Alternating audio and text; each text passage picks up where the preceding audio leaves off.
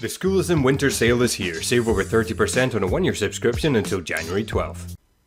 Hey everybody, Nathan Fowkes here. Welcome back as we smash through that wall to get to a professional level of artistic ability. So when we left off, we were discussing daily manageable studies, a daily habit that would build up our skill set in the form of master studies, life studies, personal studies, and done in a way in manageable chunks that are enjoyable, rewarding, convenient.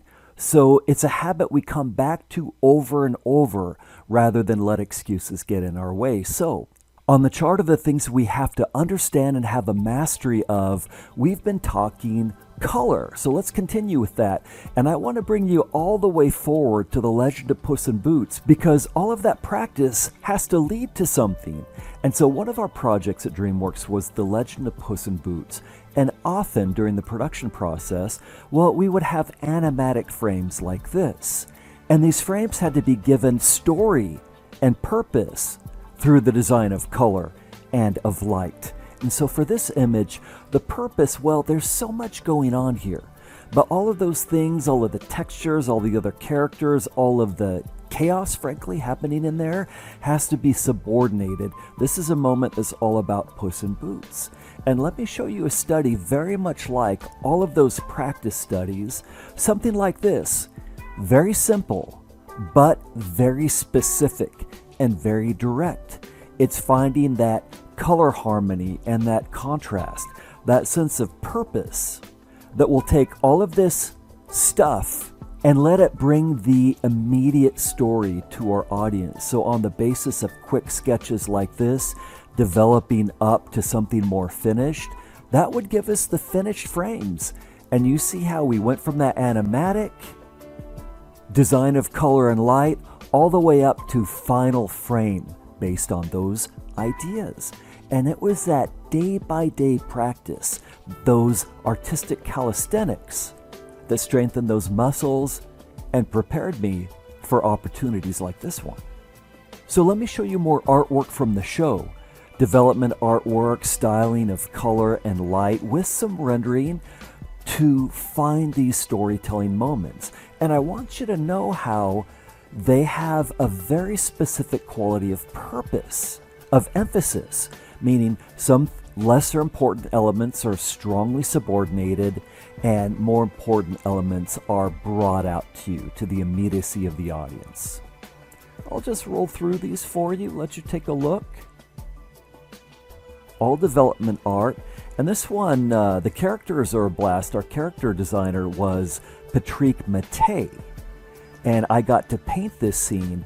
And so I want to point out, I want to zoom in on areas like this. Take a look at my color here.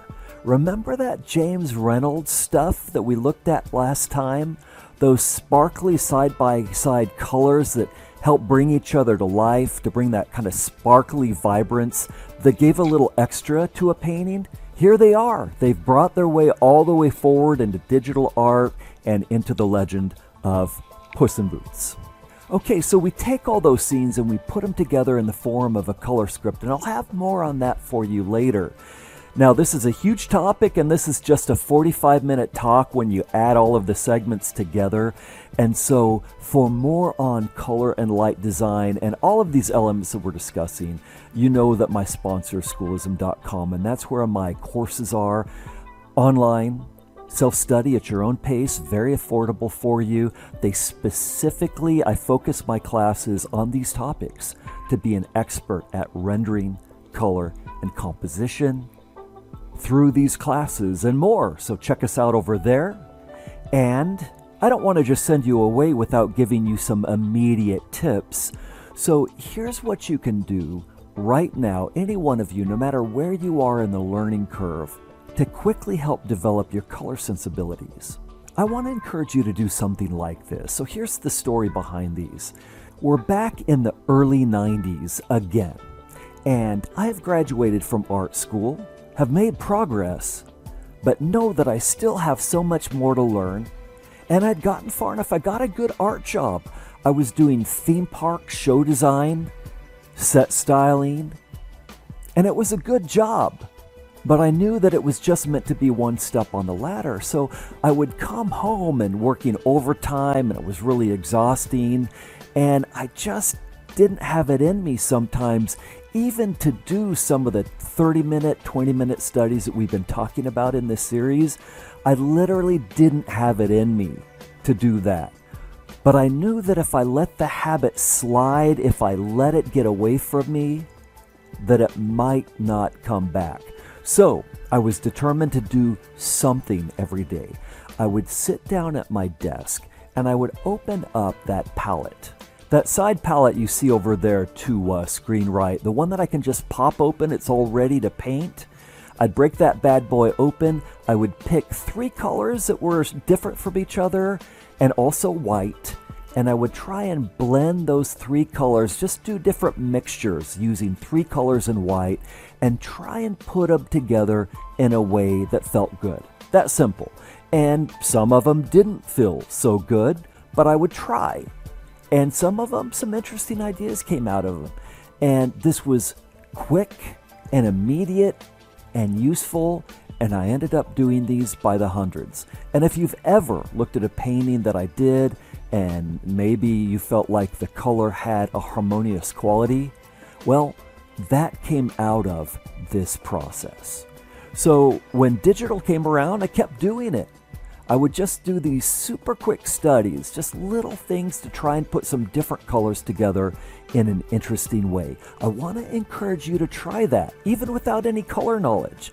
Just the act of doing it lets you know what doesn't feel so great, your eye knows, and it lets you feel out the things that do pop or feel rich and interesting together. And by the way, when digital came around, it was really hard for me.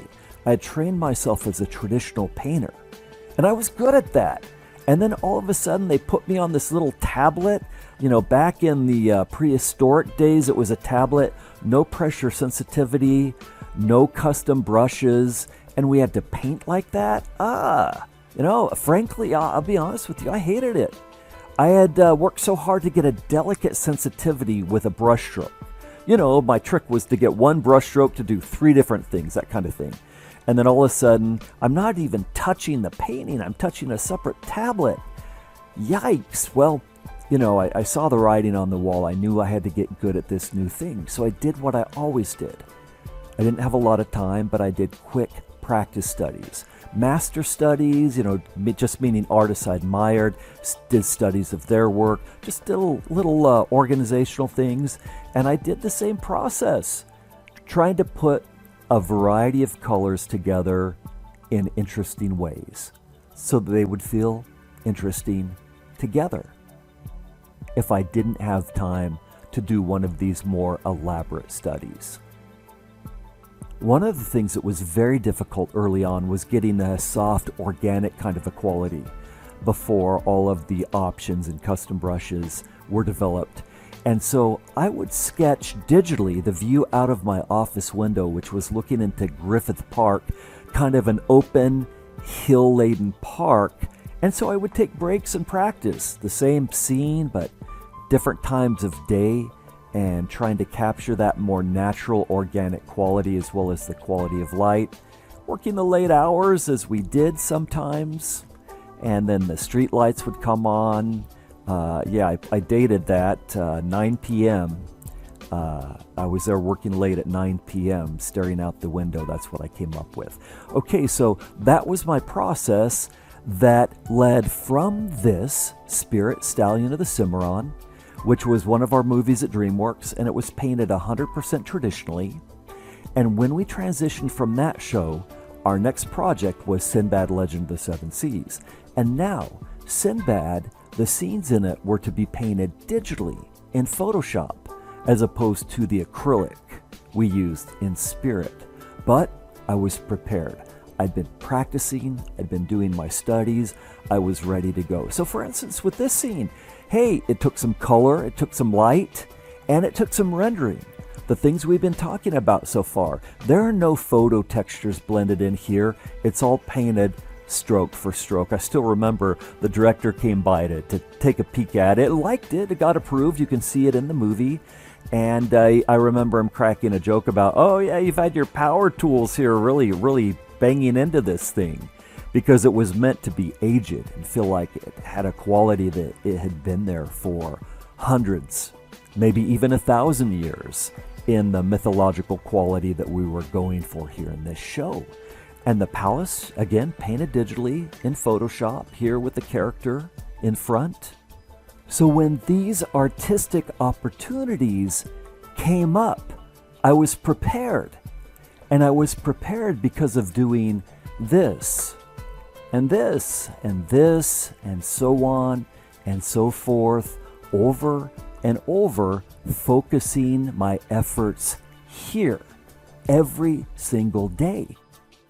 I was in a position to go out and fight the battle now, because in segment 1, we talked about armoring ourselves up, preparing the tools and the weapons.